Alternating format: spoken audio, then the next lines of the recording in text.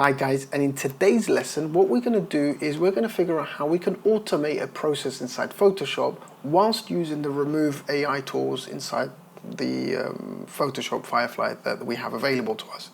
Now what we want to do is first we want to click on Windows and click on Actions, and we want to bring up our actions. Now I'm going to remove my one so that we can create it together. And just to give you an example of what we're trying to achieve, so we've got all of these images here. Now in my line of work, sometimes I get, a photo shoot where a model has a solid background and we need to remove that solid background from all the images so that we have a transparent background so that we can put the model in any other composition that we need. Now, in this case, I've got all of these sample images and I'm going to remove the background from one of them and I'm going to let Photoshop do the rest, right? Simple. So I'm going to open up this random image. It can be any of them. It doesn't have to be any specific order. Now inside my action box, I'm going to click plus for a new action. I'm going to call this remove background. I'm going to set this to orange and I'm going to click record. Now Photoshop will record everything you do, right? So be careful not to start selecting tools, buttons and settings. Don't do that because Photoshop will remember that. You don't need to do that. Now, all I want to do is I want to hit the remove background. Let the AI do its thing. Once it's removed the background and I'm happy with it, perfect, go to File, Save As. I don't want to save it in the same folder. I want to save it in a separate folder. So I'm going to make a new folder inside that called Transparent.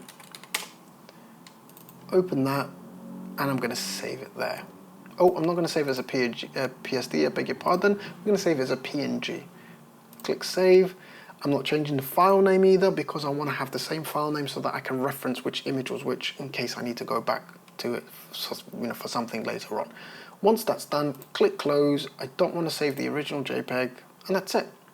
Go to Actions and make sure you stop your action, right? That's it. Now what we're going to do is if we go to File, Automate, Batch, and we want to make sure we select our action, so make sure that the right action is selected there. The source is going to be a folder. You don't want to have anything unless there's all your files open, but folder is probably the best. Select your folder where the images are going to be. Don't really need to mess with any of these images unless, I would say, override action for open commands if your images are a raw image. So when you open up a raw image in Photoshop, it always gives you like an open box and it's kind of a hassle, so you can click on that if you do. But otherwise, if it's all just regular JPEGs, it's fine. Just leave everything unchecked. Now for the destination, instead of save and close, you want to go to folder. And then you want to select the folder, the transparent folder, the new folder that we've created so that everything goes in there. One last thing we need to do is make sure override action save as command is checked. Now the reason why you want this checked is because when we saved it, Photoshop remembers the file name of the original file we opened, and it's subsequently going to make every single image that we save after that the same file name. It doesn't have multiples, it has that one. So when you run the action, you only end up having one image. Trust me, I've figured that out the long way. So make sure you click Override Save as Action, leave this as document name and leave this as extension, because then it will use the original files, the files itself, its own document name and not something else. So click OK, let Photoshop run it, and Photoshop is going to open every single image and it's going to save it inside the transparency folder. Just to show you what that looks like, you can see here if I open up the transparent folder, the images will slowly trickle through here as and when Photoshop saves them. Now, why would I use this, or when would I use this?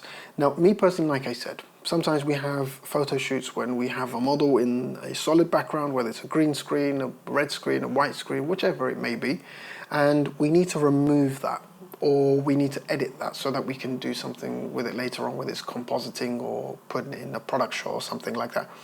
So we need to remove the background. And for me to do that, to open up, sometimes we have hundreds of photos. For me to do that every time, open, remove background, save as a PNG, close, open, remove background, save as a PNG, close. For hundreds of photos, it's annoying. It's mundane. You don't have to do that. So this is why I think when it comes down to something like that, using Photoshop actions alongside the AI remove tool, it's a an amazing thing. Now, like I said, bear in mind one important factor is you need to make sure that your remove background tool is capable of recognizing the model in the background first. If it doesn't, then you might have some bad remove background results, which means that you might have to go in and clean up a few of the images, which again is still a time saver in comparison to having to do the actual whole thing, right? But just always make sure you do your due diligence first, so that way then you don't have to go back and check each image manually to see if it's done it right? And I'm sure some of these images will have an issue, which we'll see in a second, but I'm just waiting for it to finish. As you can see, Photoshop is still running in the background. But you can see here, in fact, let me just open up some of these images just to give you an idea. So you can see a fairly good, but again, slight background here, but again, we can go in there, clean that up if we need to. This one's done a fantastic job. This one's done a great job. This one's done a great job. This one's done a great job. See, most of them, amazing job. You don't have to really worry about it. Again, with something like hair, maybe something to pay attention to when but that's when you're compositing or you're editing something later on. But again, overall, it's done an amazing job on pretty much all of them, except you see here, you've got a bit of white left behind her earring, which then you might just have to remove. But in the time it takes us to edit one photo, in comparison to opening and saving and removing the background for all of the photos, is a massive time saver. I could go and have a tea and come back and it'll be finished by then. And as you can see, right on time, Photoshop has just finished it and we have all our images there, right? I can select any of them, background, perfect. Well, there you have it. Hopefully that was easy enough for you to understand. If not, go back and just rewatch the lesson, but I recommend using Photoshop Actions with the tool. It's such a lifesaver. But yeah, see you in the next lesson.